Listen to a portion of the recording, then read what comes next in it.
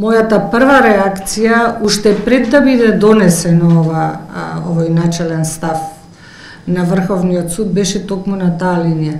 дека Врховниот суд не е тој кој што во дадената ситуација преку барањето на адвокатите, заради тоа што нема разлика во судската пракса, е надлежен да постапува и дека во таја насока, ако има некаков проблем, треба да се бара или автентично толкување на законот од страна на собранието, ако е проблем толкувањето на законот, или ако е проблем законот од аспект на квалитет, да оди пред Уставниот суд. Очигледно дека дури сега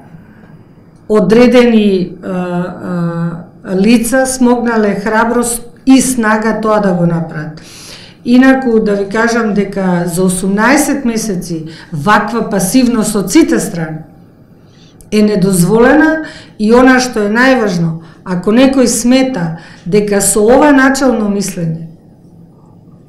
одредени лица ќе бидат ослободени од кривичната одговорност, тоа би било катастрофа за Македонија. Не навлегувам во сегашната содржина на начелното мислење.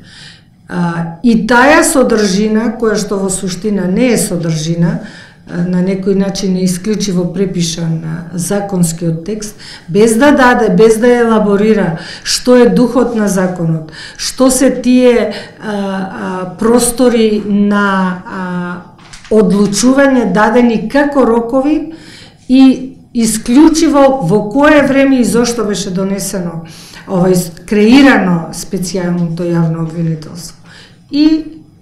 едноставно преминот од една страна во друга е нешто, мислам од едно обвинителство во друго е нешто кое што сигурно ќе има некој свој протек и одредено видување и